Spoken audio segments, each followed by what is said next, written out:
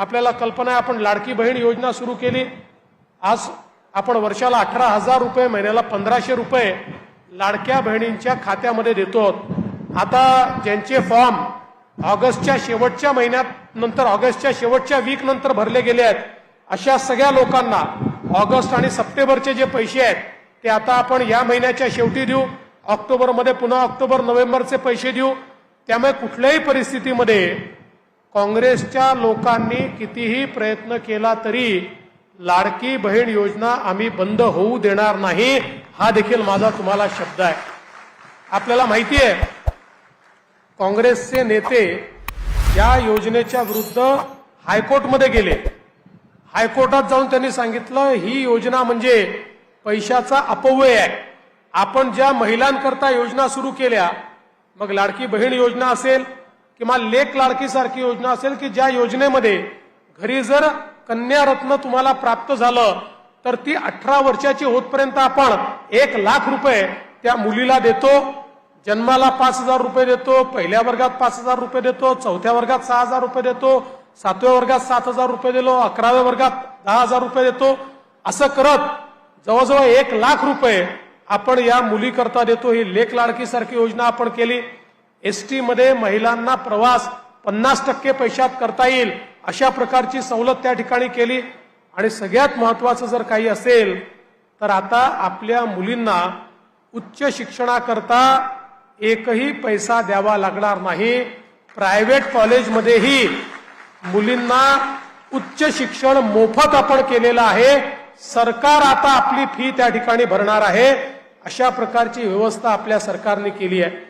एवढंच नाही तर आमच्या मुलांना देखील हाताला काम मिळालं। आपल्याला कल्पना आहे, आपण लाडकी बहीण योजना सुरू केली।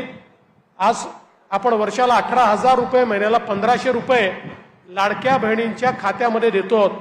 आता ज्यांचे फॉर्म ऑगस्टच्या शेवटच्या महिन्यात नंतर ऑगस्टच्या शेवटच्या वीक नंतर भरले गेले आहेत, अशा सगळ्या लोकांना ऑगस्ट आणि सप्टेंबरचे जे पैसे आहेत ते आता आपण या महिन्याच्या शेवटी देऊ, ऑक्टोबरमध्ये पुन्हा ऑक्टोबर नोव्हेंबरचे पैसे देऊ।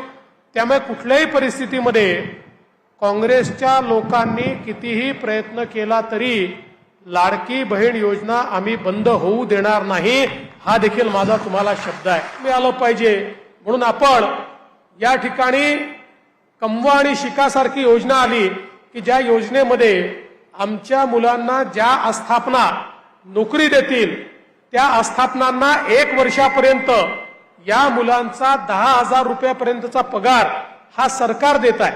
10 लाख लोकांना आपण नोकऱ्या देतोय, त्यातल्या जवळपास 1.5 लाख लोकांना नोकऱ्या आपण ऑलरेडी दिलेल्या आहेत।